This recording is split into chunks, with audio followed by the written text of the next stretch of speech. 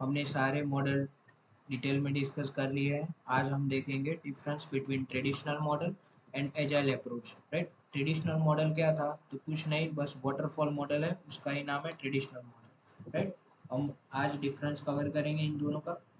सो traditional model में development is done in a sequential manner. Right, हमने पढ़ा था कि फेज बाय फेज जो भी, ऐसे फिर से आपको दिखा देता हूँ कि ऐसे सारे फेज होते थे।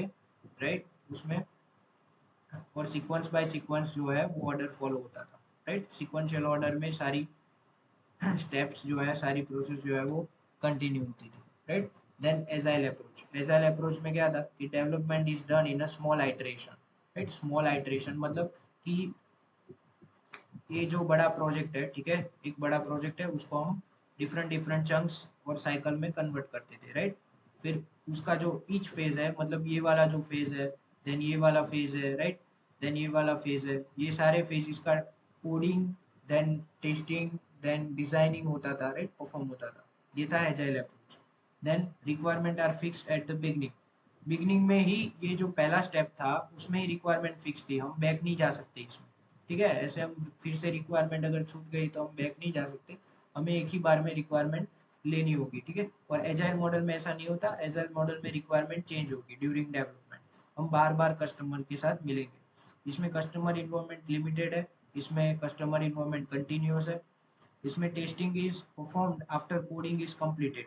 अगर टेस्टिंग खत्म होगा तभी कोडिंग, अगर कोडिंग खत्म होगा, राइट, उसके बाद ही टेस्टिंग फेज चालू होगा। ठीक है, हमने पढ़ा था कि हम एक फेज कंप्लीट करने के बाद, एक फेज अगर कंप्लीट हो जाए उसके बाद ही हम नेक्स्ट फेज पर जा सकते हैं। ठीक है, हमने पढ़ा था वाटरफॉल मॉडल कि एक फेज पूरा का पूरा कंप्लीट हो जाए उसके बाद ही हम नेक्स्ट फेज में जा सकते हैं। तो इसका मीनिंग ही वही है कि अगर कोडिंग पार्ट कंप्लीट हो जाए, राइट, कोडिंग पार्ट कंप्लीट हो जाए उसके बाद ही टेस्टिंग पार्ट जो है वो परफॉर्म होगा। ठीक है, और इसमें क्या होता है कि टेस्टिंग जो है वो कंटिन्यूअस आइट्रेशन में स्टार्ट ही होता है, जब तक डेवलपमेंट चलता है तब तक टेस्टिंग स्टार्ट ही होता है। ठीक है, कंटिन्यूअसली चलता रहता है टेस्टिंग। देन इसमें ट्रेडिशनल वाटरफॉल मॉडल में working software is delivered at the end of project. ये जो सारे प्रोजेक्ट्स, ये जो ईच फेजेस है वो सारे फेजेस जो कंप्लीट हो जाएंगे, राइट, लास्ट में ये जो लास्ट वाला फेजेस भी कंप्लीट हो जाएगा उसके बाद सॉफ्टवेयर हमें मिलेगा। ठीक है, और हम जो है वो क्लाइंट को दे देंगे। और इसमें क्या है कि वर्किंग सॉफ्टवेयर जो होता है वो डिलीवर्ड फ्रीक्वेंटली। राइट, इसमें एक प्रोटोटाइप क्रिएट किया जाता है और प्रोटोटाइप हम दिखाते हैं क्लाइंट को। ठीक है, बार बार। Then documentation is extensive. Right, documentation extensive है। राइट, इसमें लेस डॉक्यूमेंट है, इसमें डॉक्यूमेंटेशन करना जरूरी नहीं होता। More focus on software.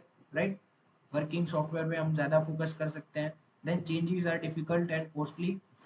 इसमें जो होता है changes are easy to implement, then suitable for with stable requirement. जब रिक्वायरमेंट हमारी स्टेबल हो, राइट, फ्रीक्वेंटली हमें चेंजेस करने की ज़रूरत ना हो, तब ये सपोर्ट करता है ट्रेडिशनल मॉडल।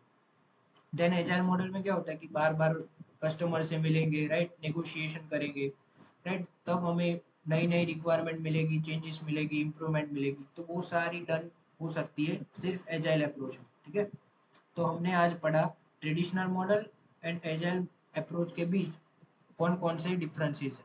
Thank you.